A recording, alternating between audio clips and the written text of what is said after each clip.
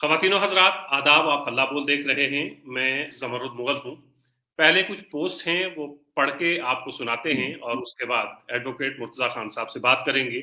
21 मार्च की एक पोस्ट है, अगर आज़ाद हुआ तो समझो हम भी आज़ाद हुए। 25 मार्च की एक पोस्ट है, पहले डीपीएपी का आज़ाद और अब अपनी का गुलाम। अगर ये कन्फ्यूजन यूं ही जारी रखा गया तो हम बारामूला, कुपवाड़ा और अनंतनाग राजौरी से अपने उम्मीदवार मैदान में उतारेंगे, हम कोई गुलाम तो नहीं। फिर एक दिन पहले की एक पोस्ट है, अनंतनाग राजौरी निशिस्त से अगर बीजेपी ने उम्मीदवार ना उतारा तो पीर पंजाल से पहाड़ियों का उम्मीदवार आजाद हैसियत से मैदान में होगा। और आज की एक पोस्ट है, लो जी एक और आ गया। अब लड़ाई इस बात की होगी कि असल बगल बच्चा कौन है। ऐसे में क्या पहाड़ी किसी लेपालक को झूले देने के पाबंद हैं। एडवोकेट मुर्तज़ा खान साहब की ये पोस्ट है। आप तमाम लोग वाकिफ हैं कि पहाड़ियों को रिजर्वेशन दिलवाने में एक कलीदी रोल जिन दो तीन अहम शख्सियात का रहा है, उनमें एडवोकेट मुर्तज़ा खान साहब का नाम सबसे नुमाया है। रिजर्वेशन मिल गई, अब रिजर्वेशन के बाद इलेक्शन। तो इलेक्शन में पहाड़ी अहदबंद है कि भारतीय जनता पार्टी को वोट करेंगे, लेकिन अभी तक भारतीय जनता पार्टी ने अपने पत्ते नहीं खोले हैं। उम्मीदवार मैदान में नहीं है, पहाड़ी होगा या नहीं होगा। अगर भारतीय जनता पार्टी किसी दूसरी पार्टी की सपोर्ट करती है, जैसे पिछले दिनों ये खबर थी कि आजाद साहब, गुलाम नबी आजाद जो है वो एनडीए के उम्मीदवार हो सकते हैं, तो उस सूरत में पहाड़ी क्या करेंगे। ये पहली पोस्ट मुर्तजा खान साहब की उसी के हवाले से थी। इसी के आसपास आज की गुफ्तगू रखेंगे। ज्यादा बातें एडवोकेट मुर्तजा खान साहब करेंगे। सर बहुत शुक्रिया, आपने टाइम दिया। सर ये धुआंधार जो पोस्ट आपने की, लोग ये कहते हैं कि गुलाम नबी आजाद एक तरह से तय उम्मीदवार थे एनडीए के, और सबसे ज्यादा आजाद साहब को अगर किसी ने डैमेज किया और इस वक्त तक उनका नाम उस तरह सामने नहीं आ पाया कि वो एनडीए के उम्मीदवार हैं, वो मुर्तजा खान साहब हैं। इन्होंने आजाद साहब को एनडीए के उम्मीदवार की हैसियत से मैदान में उतरने से अभी तक रोके रखा है। आप क्या कहते हैं सर? नहीं, ये तो शायर जो है ना, वो कभी भी अपने शेर में वो मानी पनाह नहीं रखता जो नक्काद और उसकी तशरीह करने वाले जो उसको पनाह देते हैं। जी और मेरे पोस्ट के हवाले से भी कुछ इसी तरह का मामला है। मेरे शायद वो वहमो गुमान में भी वो चीजें नहीं होती हैं जो आप जैसे हमारे अजीज दोस्त जो हैं वो तशरीह करके उसके साथ वाबस्ता कर देते हैं। तो बहरहाल ये एक वाज़ह बात है कि हम अहदबंद हैं भारतीय जनता पार्टी के साथ कि हम उनके एहसान का बदला उतारेंगे। ठीक और सर। मैं आज भी ये उम्मीद करता हूं कि बीजेपी का कैंडिडेट होगा यहाँ से, और हमें बीजेपी वो मौका देगी कि हम उनके एहसान का बदला उतार सकें। वरना अगर खुदा न खास्ता ये मखमसे की सूरत हाल रही और इसी में इलेक्शन में हम लोग चले गए, तो हम अपने अहद पे पूरे रहे या नहीं वो साबित नहीं कर पाएंगे, और बीजेपी के जहन में भी बदगुमानियां रहेंगी शायद। तो इसलिए दोनों अतराफ के लिए ये जरूरी है कि अपना जो हिसाब चुकता करने के लिए वो अपना मैदान में उम्मीदवार लेके आएंगे और हम उसको पूरी सपोर्ट करेंगे। तो मुर्तजा साहब, अगर मैं आपसे ये जानना चाहूं कि आप अहदबंद हैं भारतीय जनता पार्टी को वोट देना, जी। और कई भारतीय जनता पार्टी के आपसे जूनियर लोग, मतलब जूनियर पहाड़ी ऐसे हम्म। हैं जो कहते रहे हैं कि किसी दरख्त को भी खड़ा करेंगे तो हम उनको वोट करेंगे। तो अगर दरख्त को आप वोट देने को तैयार हैं तो फिर आजाद साहब को क्यों नहीं। और इस पोस्ट का क्या मतलब हुआ कि अगर आजाद हुआ तो समझो हम भी आजाद हुए।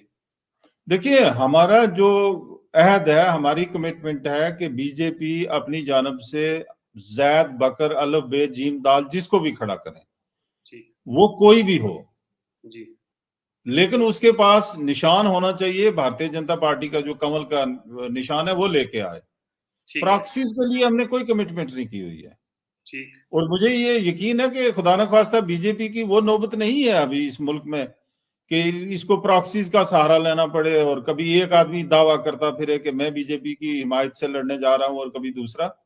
अब तो और बहुत सारा घमसान जो है वो आइंदा दिनों में आपको देखने को मिलेगा। बहुत सारे लोग इंडिपेंडेंट अपने नॉमिनेशन भरेंगे और उसके बाद कहेंगे जी कि मुझे भी बीजेपी की सपोर्ट हासिल है। तो हमारे लिए तो एक वोटर के लिए तो बहुत मुश्किल होगा, एक कंफ्यूजन का सा माहौल होगा। तो इससे बेहतर नहीं है उस सारे कंफ्यूजन को दूर करने के लिए आज ही अगर भारतीय जनता पार्टी अपना उम्मीदवार सामने लेके आती है तो हमें भी कोई फरार का मौका नहीं मिलेगा, और खुदा न खास्ता हम फरार के लिए तैयार भी नहीं है, और हम अपना वादा पूरा भी कर लेंगे, उसमें कोई दुश्वारी भी नहीं होगी। जी, तो मुर्तजा साहब, अगर भारतीय जनता पार्टी एनडीए के तौर पर किसी उम्मीदवार को मैदान में उतारती है, तो उस सूरत में आपका ये कहना है कि आप अहदमंद नहीं हैं कि उसको वोट करें, हालांकि वो कैंडिडेट भारतीय जनता पार्टी की तरफ से ही मैदान में होगा, जैसे आजाद साहब के लिए अभी तक भी कहा जा रहा है। देखिए, मैं किसी का नाम नहीं लेना चाहता हूं, लेकिन अगर आजाद साहब का आपने नाम लिया है, तो आजाद साहब अगर एनडीए के यहां से उम्मीदवार हैं तो शायद उनको जस्टिफाई करना पड़ेगा कि साथ वाली दूसरी कंस्टिट्यूंसी में उनका उम्मीदवार जो है वो भारतीय जनता पार्टी के मुकाबल खड़ा है। तो जी, ये कौन सा अलायंस होगा कि एक कंस्टिट्यूंसी में आप उनके खिलाफ लड़ रहे हैं और दूसरी कंस्टिट्यूंसी में उनके अलाई है। ठीक। तो और इसलिए हमारा, जी, जी सर, जी सर। हमारी तो कमिटमेंट है कि हम बीजेपी का एहसान जो है उसका बदला उतारेंगे। ठीक। और फिर मैंने अपने किसी एक बयान में बीजेपी की आदत से ये भी गुजारिश की थी पिछले दिनों कि अगर खुदा न ख्वास्ता इस तरह का कोई फैसला आपको मजबूरी में करना भी पड़ रहा है, तो क्या ये वाजिब नहीं होगा कि बीजेपी की क्यादत पहाड़ी लीडरशिप से बातचीत कर ले, इनको ऑन बोर्ड रखे, इनसे इनको कॉन्फिडेंस में लेने के बाद कोई इस तरह का फैसला करे। अब जम्मू कश्मीर के किसी एक कोने से एक आदमी उठ के कहे जी मैं बीजेपी का उम्मीदवार हूं या उनकी हिमायत से आया हूं, दूसरे कोने से दूसरा, तो हमारे लिए मुश्किल तो होगी कि हम किस पे एतबार करें। तो बिल्कुल इसलिए सर। बेहतर होगा कि बीजेपी अगर खुदा न ख्वास्ता उस तरह की कोई सिचुएशन है तो उनको चाहिए कि पहाड़ी लीडरशिप के साथ इसको सॉर्ट आउट करें, कॉन्फिडेंस में लें, उसके बाद देखा जाएगा क्या होगा। मुर्तजा साहब, एक चीज ये बताइएगा कि पहाड़ी इस पार्लिमानी सीट के ऊपर कितने अहम हैं, क्योंकि सिर्फ पहाड़ी तो नहीं है, यहाँ गुजर बकरवाल भी हैं, और अगर हम पीर की गली के उस तरफ चले जाएं तो उस तरफ कश्मीरी बड़ा वोट बैंक है, उस तरफ 11 ये जो असेंबली कंस्टिट्यूएंसीज हैं, और वोटर भी वहां पे ज्यादा है, तो इस सब सूरत हाल में पहाड़ी कहाँ पे खड़ा है और कितना अहम होगा? क्या पहाड़ी अहम है इस सीट के लिए, राजौरी अनंतनाग की सीट के लिए? देखिए, पहली बात तो यह है कि जाती तौर पर मैं हरगिज ये सेक्टेरियन पॉलिटिक्स और उसकी बुनियाद पर इलेक्शन लड़ने या लड़े जाने का कायल नहीं। ठीक। मैंने तो शुरू से ही अपना मौकफ रखा है कि अगर बीजेपी हमारे किसी गुजर भाई को अपना कैंडिडेट बनाती है तो हम पूरी नेकनीति के साथ उसकी सपोर्ट करेंगे, पूरी ताकत लगाएंगे उसके लिए। तो लिहाजा ये पहली बात तो ये हमें इसको रूल आउट करना चाहिए कि हम पहाड़ी का वोट या गुजर का वोट या कश्मीरी का वोट या पंडित का वोट, इन बुनियादों पे हम किसी भी, आप क्या लीजिए, एक बेहतर जमहूरी अमल को जो है वो फॉलो नहीं कर पाएंगे। ठीक। लेकिन अगर उसके बावजूद भी हम देखें, शायद कुछ लोग आपको उस माहौल में लेके जाने की कोशिश करेंगे जहां पे वो क्रिमिनल पॉलिटिक्स प्ले करके अपने जाती अगराज और मकासद के लिए अपना मतलब वोट बैंक जो है कंसोलिडेट करने के लिए इस तरह की कोई कोशिश करेंगे भी। हम कोशिश ये करेंगे कि उसको नाकाम बनाया जाए, उस तरह की कोशिश को। बल्कि ये कम्युनिटीज के आर पार जो है वो क्रॉस वोटिंग होनी चाहिए, वही एक जमहूरी तकाजा भी है। और बावजूद इसके पहाड़ी एक साइजेबल पॉपुलेशन है यहाँ। मेरा जहां तक ख्याल है, कमोबेश एक चौथाई जो है वो पहाड़ी वोटर्स है इस कॉन्स्टिट्यूंसी के अंदर, और ये एक बहुत बड़ी तादाद है।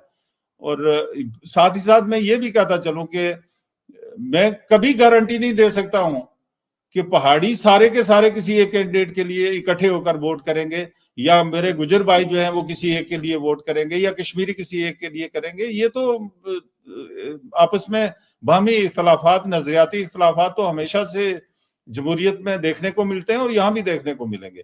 लेकिन जी। उसके बावजूद पहाड़ी वोट जो तादाद है एक चौथाई, 5 लाख से ऊपर पहाड़ी वोटर्स हैं इस कॉन्स्टिट्यूंसी के अंदर।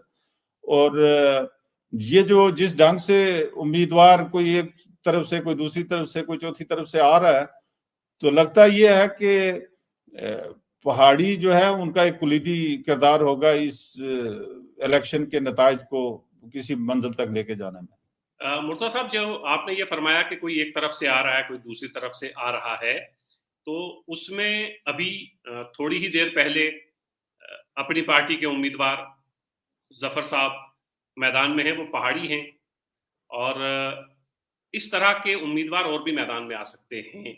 और दूसरा, आप ही के बहुत से साथी जो आपकी पहाड़ियों की मीटिंग में शामिल रहते हैं, वो बहुत से साथी अलग अलग पॉलिटिकल पार्टी से जुड़े हुए हैं, और वो उनकी हिमायत में अलग अलग जगहों पर वोट मांग रहे हैं, चाहे वो राजौरी हो, चाहे वो पुंछ हो।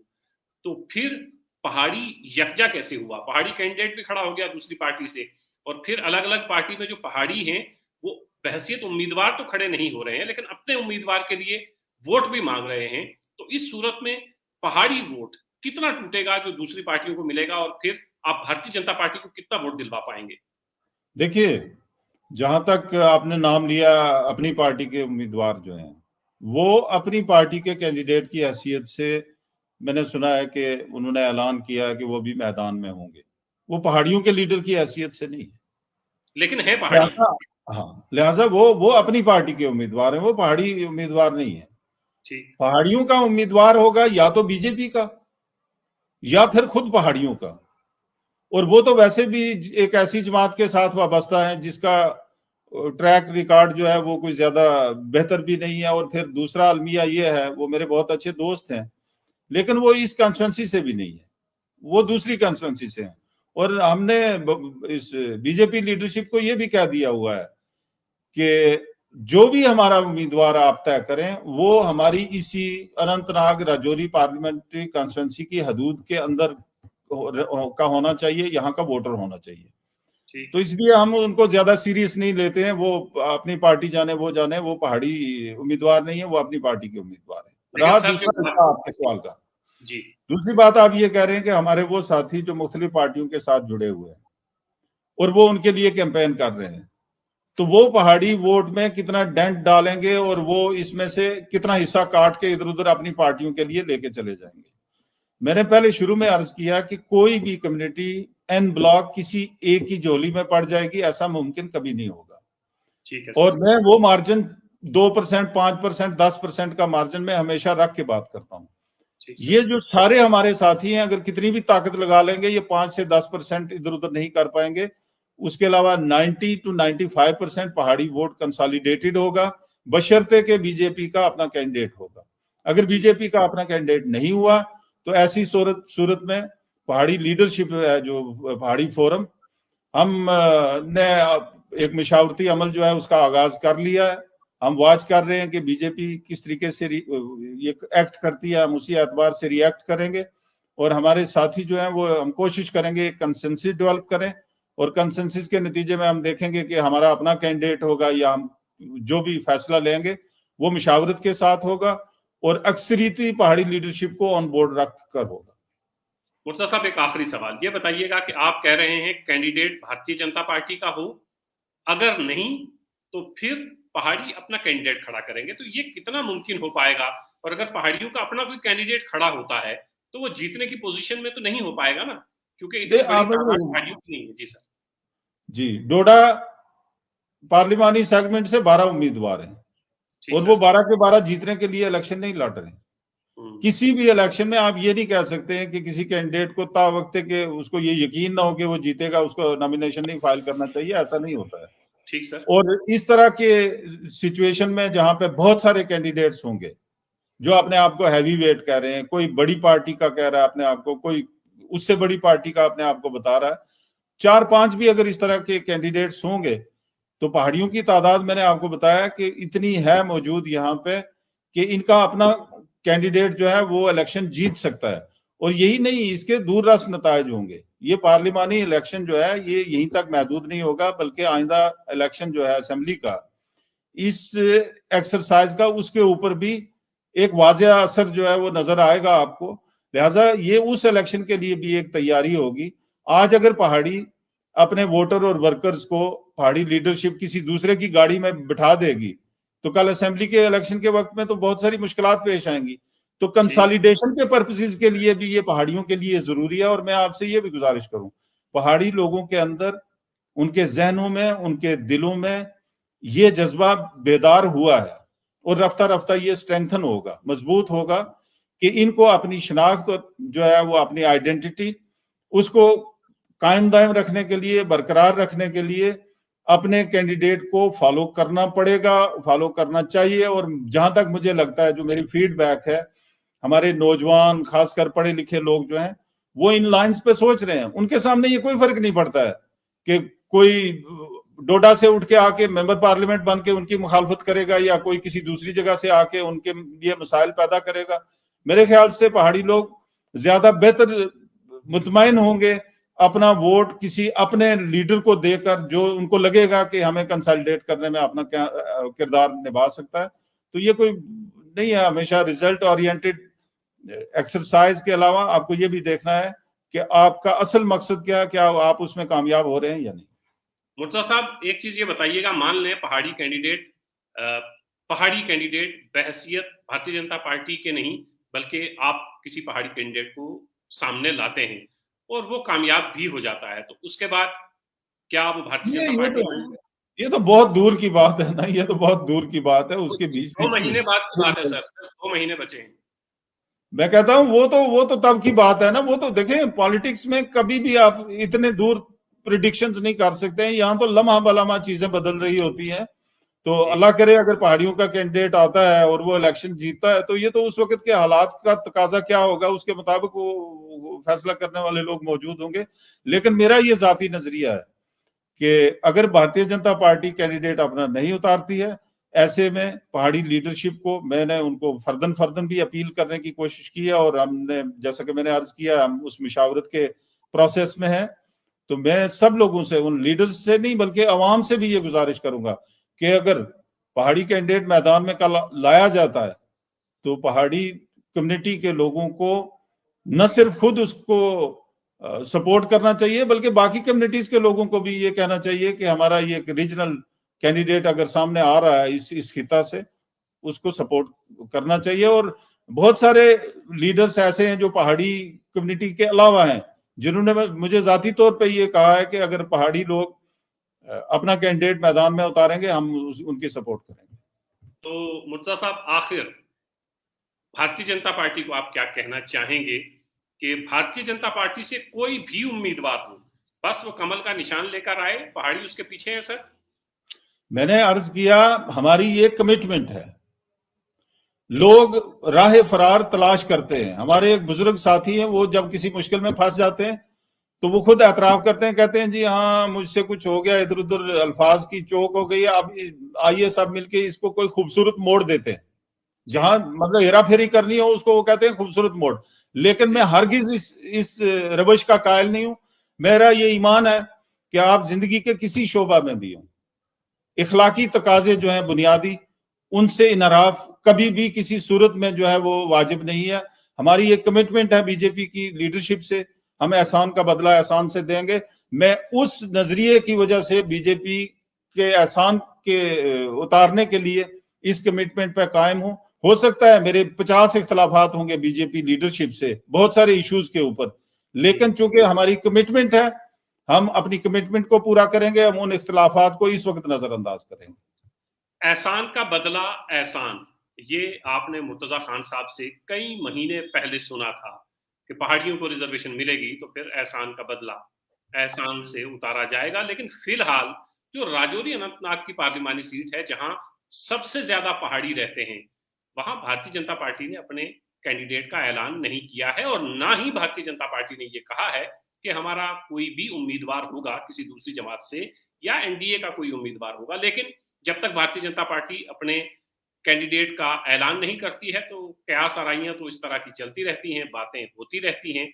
लेकिन मुर्तजा खान साहब ने साफ कह दिया है, अगर भारतीय जनता पार्टी का उम्मीदवार कमल का निशान लेकर आता है तो पहाड़ी उनके पीछे हैं। अगर कोई प्रॉक्सी कैंडिडेट या एनडीए का कोई उम्मीदवार खड़ा किया जाता है तो फिर पहाड़ी अपना उम्मीदवार खड़ा करने में आजाद होंगे।